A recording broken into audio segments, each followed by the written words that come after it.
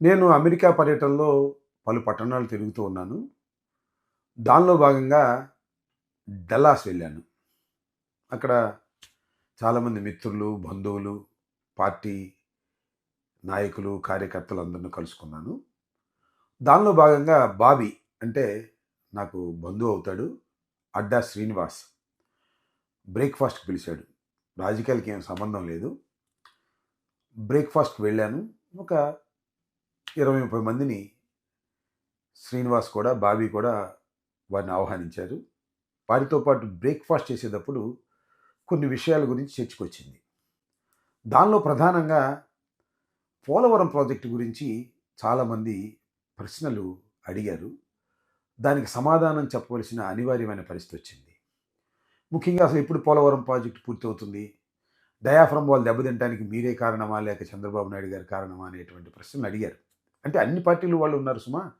తెలుగుదేశం వాళ్ళు ఉన్నారు, జనసేన వాళ్ళు ఉన్నారు, వైసీపీ వాళ్ళు ఉన్నారు. వాళ్ళందరికీ ఎక్స్‌ప్లెయిన్ చేయాలని అనిపించింది నాకు. అక్కడే ఒక బోర్డ్ కూడా ఉంది. సార్ మీరు కాస్త దీన్ని ఎక్స్‌ప్లెయిన్ చేయండి అని కూడా అడిగారు. అడిగితే మొత్తం టోటల్‌గా ఎక్స్‌ప్లెయిన్ చేశాను. ఆ ఎక్స్‌ప్లెయిన్ చేసింది కూడా ఈ యూట్యూబ్‌లో నేను అప్‌లోడ్ చేస్తున్నాను.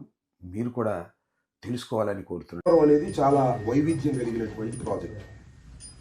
ఎందుకు వైవిధ్యం కలిగినటువంటి ప్రాజెక్ట్ అంటే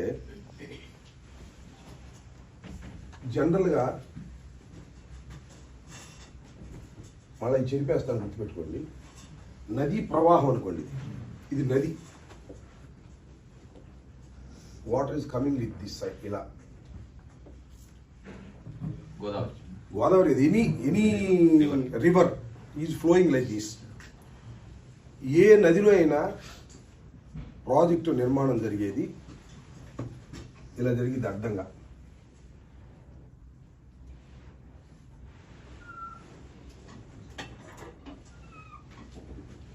ఇక్కడ స్పిల్వే అంటారు దీన్ని.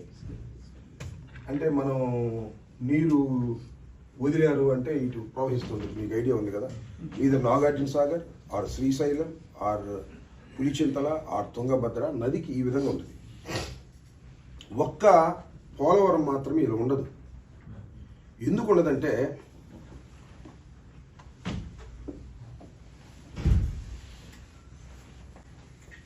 ఈ నదిలో మధ్యలో నిర్మించడానికి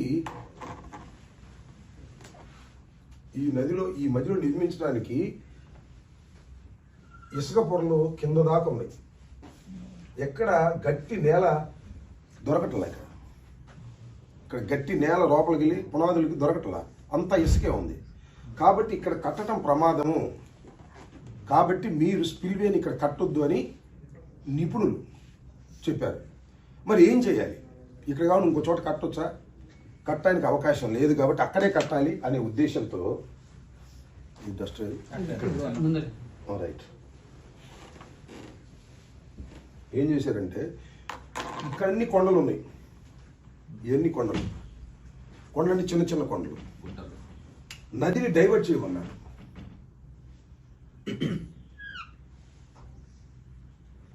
ఇది జస్ట్ సరిగ్గా రావట్లేదే.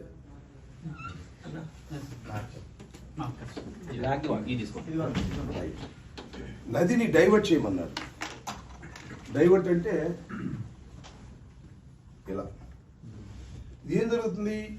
ఇలా ప్రవహించాల్సినటువంటి నీరు ఇలా ప్రవహింపజేయమన్నారు. ఇక్కడ స్పిల్వే కట్టమన్నారు. ఇది కొండ ప్రాంతం కదా,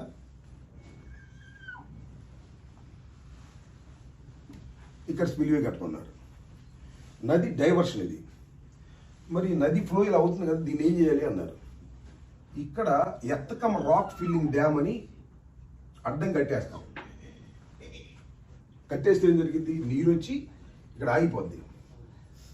ఆగిపోయి ఈ నీరంతా పొంగి ఇలా వచ్చి కదిలిపోద్ది. సో స్పిల్వే ఉంటుంది. ఇది వరద వచ్చినప్పుడు ఈ లాకులు పైకి లేపుతారు, నీరు కిందకు వదులుతారు, మామూలుగా జరిగిపోయి. ఇంతే సింపుల్. ఇక్కడ ఎత్తకం రాక్ ఫిల్లింగ్ డ్యామ్ అంటే మీకు తెలుసు కదా, నాగార్జున సాగర్ వెళ్ళినప్పుడు, మీరు నాగార్జున సాగర్ వెళ్ళారు కదా, స్పిల్వే కొంత ఉంటుంది, మిగతా అది నడిచి వస్తాం చాలా. That is rock earth cum rock filling dam, complete earth cum rock filling dam కట్టమన్నారు. మట్టి రాళ్ళతోనే. మరి దీని కింద ఇసుక ఉందంటున్నారు కదా, అది అది పని చేస్తుంది. I will explain that. Good question. ఇక్కడ ఇసుక ఉంది కదా, earth cum rock filling dam ఒక సైడ్ నుంచి మీరు ఊహించి చూస్తే ఎలా ఉంటుందంటే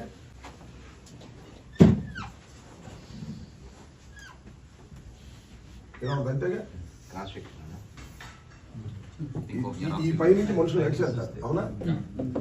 ఇలా ఉంటుంది ఒక సైడ్ నుంచి చూస్తే. MI correct? మీకు అర్థమైందా? ఇది ఇలా కట్టేస్తే నీరు ఇలా వచ్చి ఇలా అయ్యి ఇటు నుంచి తిరిగి వస్తుంది. ఓకే, అర్థమైందా? సో మీరు ఇందాక ప్రశ్నించండి, మీ పేరు ఏమన్నారు? మీరే. శ్రీనివాస్, ఏలూరు శ్రీనివాస్ గారు. ఏలూరు అనేది ఇంటి పేరు? Sattenapalli. Sattenapalli. Okay, right. So ఇలా మీకు ఇది earth cum rock filling dam కట్టినప్పుడు కిందంత ఇసుక కదా, మీరు ఇందాక ఇసుక అన్నారు కదా, ఇది ఇసుకలో నుంచి నీరు సీప్ అవుతుంది, సీపేజ్ వస్తుంది. సీపేజ్ వచ్చి ఇటు వస్తుంది కిందకి. వచ్చినప్పుడు ఇది స్ట్రెంగ్త్ పోద్ది. దీనికి పరిష్కారం ఏంటి అంటే that is called diaphragm wall. అంటే ఇది వేసే ముందు, దీని నిర్మాణానికి ముందు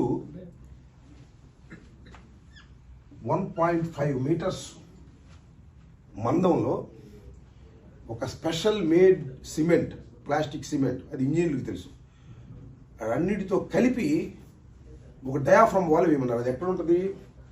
కింద భూభాగం ఎక్కడ దాకా ఉందో రాయి తగిలేంత వరకు అలా వస్తుంది. ఎంత ఎంత దూరం ఉంటే అందరూ వెళ్ళిపోతుంది కిందకి.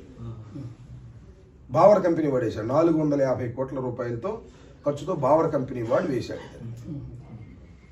ఇది వేసిన తర్వాత ఏం జరిగిందంటే వాటర్ ఇటు వచ్చినా కూడా సీపేజ్ ఉంటుంది కాబట్టి అడ్డు వచ్చేస్తుంది. ఇక వెళ్ళదు, safe. This is the plan, total plan. మీకు అర్థమైందా? అర్థం కాదు ఏమైనా క్వశ్చన్ అడగచ్చు. అన్న నేను సివిల్ ఇంజనీర్ అన్న. సో అన్న చెప్పినట్టుగా దీనివల్ల ఏంటంటే మీకు ఈ ఎర్త్ ఫిల్ ర్యాక్ డ్యామ్ నిలబడుతుంది. ఇప్పుడు బేసిక్గా మీరు ఇది చూస్తే వాటర్ ఇట్ వస్తుంది కదా, ఇక్కడ ఇసుకలో కింద నుండి వెళ్ళి ఇక్కడ బయటకు వచ్చేస్తుంది. బయటకు వచ్చేసి ఏమవుతుందంటే బయటకు రావడంలో చిన్న చిన్నగా దాన్ని ఎరోజన్ అంటారు. ఇది ఎరోజన్ వల్ల కొట్టుకుంటుంది. ఎస్, అదే. ఇప్పుడైతే ఈ సీపేజ్ వాడు చెప్పినట్టు కృష్ణాడు చెప్పి సీపేజ్ వస్తుందో ఇది స్పెషల్లీ మేడ్, చాలా ప్రపంచ నిపుణులతో సంప్రదించిన తర్వాత ఈ డయాఫ్రమ్ వాళ్ళు మెటీరియల్ మిక్స్ చేస్తారు. దాన్ని దిస్ ఈజ్ ది ప్లాన్. ఇది టోటల్గా మీకు సుమారుగా అర్థమైందని నేను అనుకుంటున్నా. అంటే అందరూ మనసు ఇక్కడ పెట్టి చూసే వాళ్ళకి, ఎక్కడన్నా ఆలోచన ఉంటే వాళ్ళకి అర్థం అవుతుంది. సో దీన్ని తెలుగుదేశం ప్రభుత్వం టైంలో చంద్రబాబు నాయుడు గారు చేసిన పెద్ద తప్పు అని నేను పదే పదే చెబుతున్నది ఏమిటి అంటే మీకు కొద్దిగా ఆలోచిస్తే అర్థమైపోతుంది. చంద్రబాబు నాయుడు గారు మేము వచ్చేటప్పటికి ఏం చేశామంటే కాలువలు తవ్వారు, ఇవన్నీ చేశారు, కానీ ఇంకా ఇవన్నీ నిర్మాణం రాలేదు. చంద్రబాబు నాయుడు గారు వచ్చిన తర్వాత ఇంకొక విషయం మీకు చెప్పాలి. ఇక్కడ ఇది వేసే ముందు, డయాఫ్రమ్ వాల్ వేసే ముందు, earth cum rock filling diaphragm వాల్లో, డయాఫ్రమ్ వాల్ ఫస్ట్ వేసి తర్వాత earth cum rock filling dam వేయాలి. అప్పుడు ఇది పూర్తి అవుతుంది. ఇది ప్రారంభించే ముందు టెంపరీ కన్స్ట్రక్షన్స్ కొన్ని ఉంటాయి. This is called coffer dams. Coffer dams అంటే చాలా తాత్కాలికమైనవి, తర్వాత తీసేయబడేవి. ఎందుకు ఇవి కాఫర్ డ్యాములు ఎందుకు నిర్మాణం చేస్తారంటే ఇక్కడ పూర్తయితే వరదలు వచ్చినా నీరు ఈ ప్రదేశంలో ఉండదు. This is working place. We can easily work 360 days work చేసుకోవడానికి వీలుగా కాఫర్ డ్యాములు వేస్తారు. కాఫర్ డ్యాములు వేస్తే ఏం జరుగుద్దంటే ఈ వాటర్ ఇటు వెళ్ళిపోద్ది, ఇటు కలుస్తుంది. ఇదంతా వర్కింగ్. ఏదైనా చిన్న చిన్న సీపేజ్లు ఉన్నా కూడా తోడుకుంటారు, వర్క్ చేసుకుంటారు. వర్క్ ఏ రకమైన ఇబ్బంది ఉండదు. చంద్రబాబు నాయుడు గారు ఏం చేశారంటే 2018 కల్లా పూర్తి చేస్తామని ప్రామిస్ చేశారు. ఆ ప్రామిస్కి తగ్గట్టుగా అత్యంత వేగవంతంగా చేయాలని భావించాడు ఆయన. తప్పేం కాదు, భావించాడు. ఇంజనీర్లు చెప్పినా కూడా వినలా. అన్నీ ఒకేసారి స్టార్ట్ చేశాడు. ఏమిటి? దీన్ని తవ్వటం అంటే ఈ కొండలన్నీ పగలగొట్టి ఈ నదిని క్రియేట్ చేయాలి. ఇక్కడ ఒక ఆర్టిఫిషియల్ పాయని క్రియేట్ చేయాలి. ఆర్టిఫిషియల్ పాయని క్రియేట్ చేస్తున్నాడు. ఈ స్పిల్వేకి కావాల్సిన పునాదులు వేస్తున్నాడు, డయాఫ్రమ్ వాల్ వేస్తున్నాడు, కాఫర్ డ్యాములు వేస్తున్నాడు. అన్ని సైమల్టేనియస్గా స్టార్టెడ్ అట్ ఏ టైం. ఈ బావర్ కంపెనీ జర్మనీ కంపెనీ 480 crores-తో డయాఫ్రమ్ వాల్ వేసాడు. ఇది వేసాడు, ఇది కంప్లీట్ కాల, ఇది కంప్లీట్ కాల. కంప్లీట్ కాలేదంటే కొంత కంప్లీట్ అయినాయి. ఇక్కడ దాకా అయింది, ఇక్కడ దాకా అయింది, ఇక్కడ దాకా అయింది, ఇక్కడ దాకా అయింది, ఇట్లా కంప్లీట్ కాల. ఈ నిర్మాణం జరుగుతూ ఉన్నాయి. ఇది కంప్లీట్ కాల. ఈ నది ప్రవాహం ఇక్కడ ఇది వేసేస్తే ఈ నది మొత్తం వచ్చి ఇటు పడిపోయి ఇటు వెళ్ళిపోయే పరిస్థితి లేదు. ఒక 15 అడుగులు తవ్వాల్సింది 4 అడుగులు 5 అడుగులు తవ్వారు. ఇంతలో వరద వచ్చింది. వరద వస్తుంది అన్నారు. ఈ పైన 54 గ్రామాలు ఉన్నాయి, చిన్న చిన్న గ్రామాలు. వరద వస్తుంది అనగానే ఈ కాఫర్ డ్యాములు మూసేస్తా ఉన్నారు. మీరు మూసేస్తే మొత్తం మునిగిపోద్ది, మూయటానికి వీల్లేదు, కాఫర్ డ్యాములు క్లోజ్ చేయడానికి వీల్లేదు అని వాళ్ళు అప్లికేషన్ పెట్టుకుంటే సిడబ్ల్యూసీ అందరూ don't close this coffer dam అన్నారు. ఆపేశారు. ఇది కంప్లీట్ కాలేదు, ఇది కంప్లీట్ అయింది, ఇది కంప్లీట్ కాలేదు. విపరీతమైన వరద, హయ్యెస్ట్ ఫ్లో వచ్చింది. ఈ ఈ ఉన్నాయి కదా, ఇక్కడ వదిలేసిన భాగాలు, ఈ భాగాల నుంచి నీరు ఫోర్స్గా మీరు ఒకసారి ఆలోచిస్తే ఒక 10 అడుగుల్లో ప్రవహించవలసినటువంటి ఒక కాలువ కానీ 1 అడుగులో ప్రవహించింది అనుకోండి, ఎంత ఫోర్స్ వస్తుందో మీరు ఊహించండి. ఆ ఫోర్స్తో వచ్చి భూగర్భంలో ఉన్నది ఇది కొట్టేసింది, ఇది పోయింది. ఏదైతే డయాఫ్రమ్ వాల్ 480 కోట్లతో బావర్ కంపెనీ వాడు వేశాడో అది కొట్టుకుపోయింది. ఆ స్టేజ్లో మేము వచ్చాం. చంద్రబాబు నాయుడు మమ్మల్ని ఏమంటా అంటే ఈ కాఫర్ డ్యాములు పోర్చలేదు ఎదవలీళ్ళు, అందుకని కొట్టుకుపోయిందంట. అరే మొగడ, ఇదంతా అయిన తర్వాత కదా డయాఫ్రమ్ వాల్ వేయాల్సిందని మేము అంటాం. ఏం చెప్పాలి దీనికి? ఇవాళ కూడా అంటున్నాడు. మేము వచ్చిన తర్వాత we will complete entire this thing. ఇది పూర్తి చేసాం, ఇది చేసాం, నదిని డైవర్ట్ చేసాం, కాఫర్ డ్యాములు క్లోజ్ చేసాం. డయాఫ్రమ్ వాల్ బతికిందో చచ్చిందా అని మాకు తెలియదు. చూసుకుని డయాఫ్రమ్ వాల్ పోయిందనే సమయానికి మళ్ళీ మా గవర్నమెంట్ పోయింది. ప్రపంచ నిపుణులు 2 అమెరికా వాళ్ళు, 2 కెనడా వాళ్ళు, ఒక ఎక్స్పర్ట్ కమిటీ వచ్చి వాళ్ళు ఇప్పుడు అబ్జర్వ్ చేస్తున్నారు. మళ్ళీ అగైన్ ఈ డయాఫ్రమ్ వాల్ వేశారు కదా, ఈ డయాఫ్రమ్ వాల్ పోయింది అబ్బాయి, ఇది లీక్ అయ్యిద్ది, మొత్తం కొట్టుకుపోతుంది రాజమండ్రి కూడా, ఇంకొక డయాఫ్రమ్ వాల్ వేయమన్నారు. దానికి ప్యారలల్గా ఇది 1000 కోట్లతో ఇప్పుడు ఒక డయాఫ్రమ్ వాల్ వేస్తున్నారు. ఇప్పుడు విన్నారు కదా. ఇది నిజంగా చంద్రబాబు తెలివిగలవాడైతే ఈ ప్రమాదం ఎందుకు వస్తుందని నేను అడుగుతున్నాను. 100 కోట్లు కాదు, ఎంత డిలే ప్రాజెక్ట్ చెప్పు నీకు.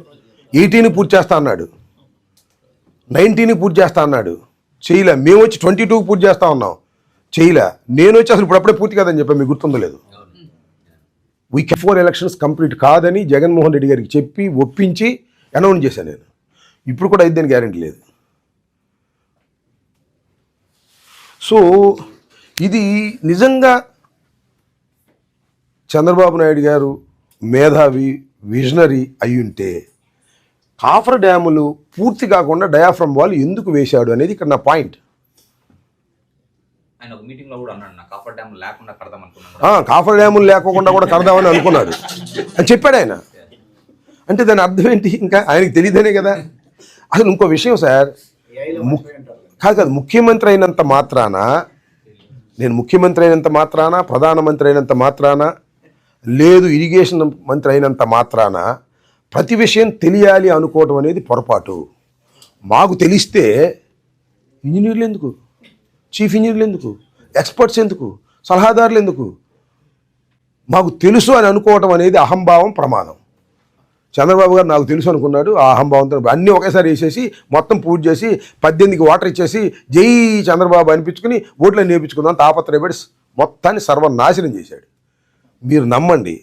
సరే, తెలుగుదేశం మీద అభిమానం ఉంటే నమ్మిన విషయాల్ని అటే వాదించడం, కానీ నమ్మండి, అది మాత్రం నేను చెప్పదలుచుకున్నాను. ఇందాక ఎవరు అడిగారు మీరు కదా. ఇప్పుడు ప్రాజెక్ట్ ఎత్తు అనే దాని మీద 2 దశల్లో ప్రాజెక్ట్ నిర్మాణం జరిగింది.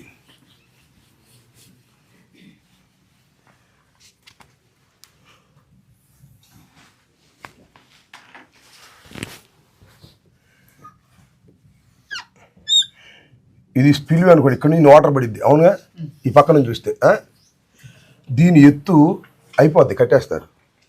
ఎత్తులో 41.15 వరకు నిలుపుతాం నీళ్లు.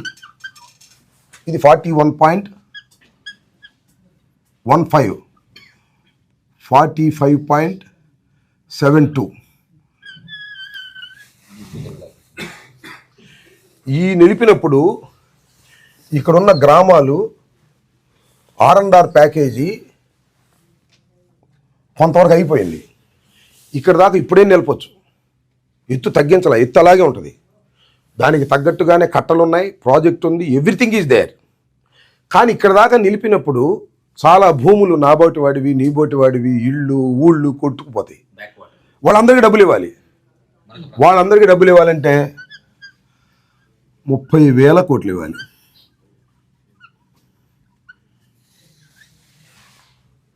చంద్రబాబు గారు వచ్చిన తర్వాత కేంద్ర ప్రభుత్వం ఏమందంటే ఎంతో సరిపెట్టుకోండి, మేమేమో పొమ్మన్నారు. 41.15 సరిపెట్టుకోండి, మేము ఇవ్వము అన్నారు. సరేలేమని వచ్చేసాడు. అది ఎత్తు తగ్గించడం అంటే.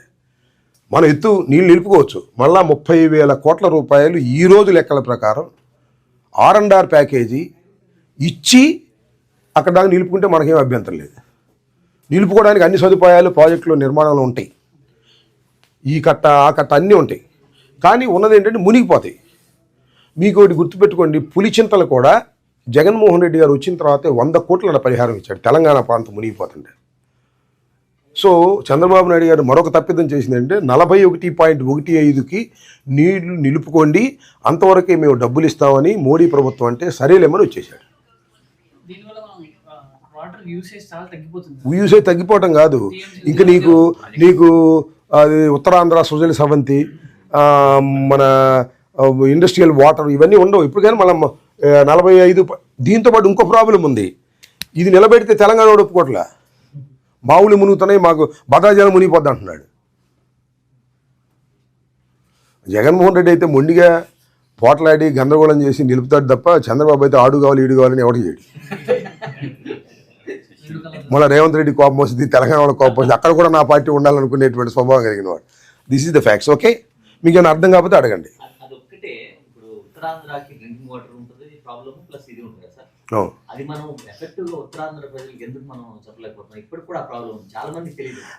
అంటే తెలుసుకోవాలనుకునేవాడికి చెబుతాం. ఇక్కడ ఎంతమందికి తెలుసు ఈ డయాఫ్రమ్ వాల్ గురించి చెప్పండి నాకు సిన్సియర్గా.